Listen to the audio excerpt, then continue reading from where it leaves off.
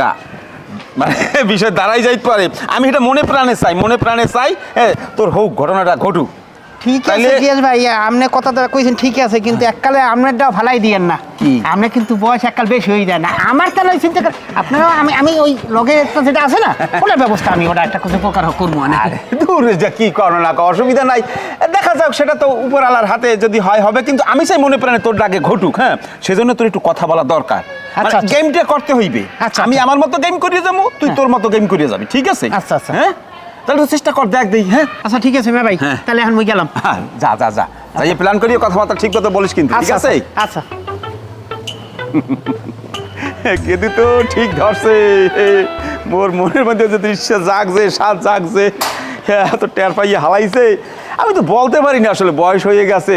ও যখন বললেই ফেলাইছে, অসুবিধা কি? যদি ঘটনা ঘটাই দিতে পারে তাইলে আমিও তো অসুবিধা নাই, মালিক যা করে আর কি।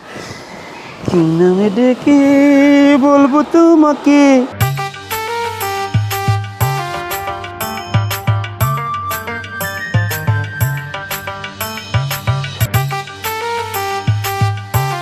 আপা কেমন আছেন? ভালো আছি। আপনি কে? আপনাকে তো ঠিক চিনলাম না। আপনি আমার চিনতে পারেন নাই? না। আরে আপনি যারে পছন্দ করছেন, বিয়ে করতে যাইতে আছেন, ওই যে শামসু আছে না, কালা কুসকুসিয়া, হের বন্ধু মাসুদ আমি।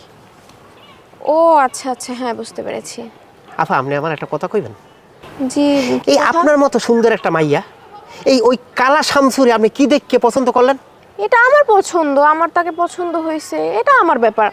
সেটা ঠিক আছে, কিন্তু আমি কি দেখতে হতে খারাপ? এই যে দেখেন, না, আপনি যথেষ্ট দেখতে শুনতে ভালো আছেন। আমি কত সুন্দর হ্যান্ডসাম।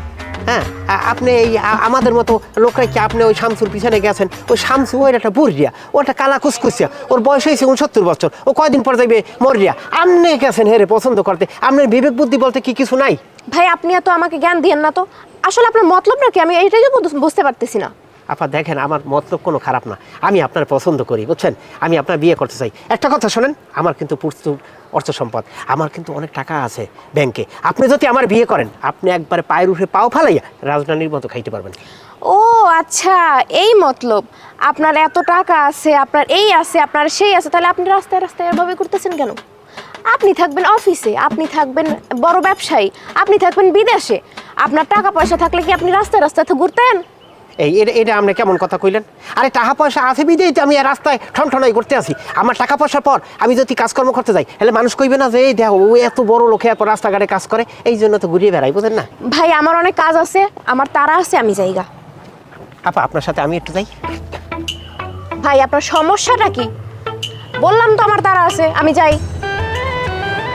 ফালতু লোক সব। এত গরম, মাথা গরম করে মহিলা মানুষ, বুঝবা তো আনে। এই মাসুদের কথা এখন কাজে লাগাইলা না। ওই কোপা শামসুরি বিয়ে করতে যাইতেছ না, কালা খুসখুসিয়া, যখন মরিয়ে যাইবে রাড়ি আইবে তখন বুঝবা না। আর রাড়ি মানুষ রাস্তায় করলে আশেপাশে মানুষ কইবে যে ওই শামসুর বউ যায় রাড়ি, বহু টিটকেনি মারবে, তখন বুঝবা মজা। আরে রাখ বেটা, তো শিখরাইস না তো, ঠাকিমি মারিয়ে খামো নাকি বেটায়? অত কথা কাউ কিনলে কি? সামান্য কয়টা টাকা বেটা বিজনেসে খাটাইছি, বিজনেসে বেটা, এই তো বিজনেস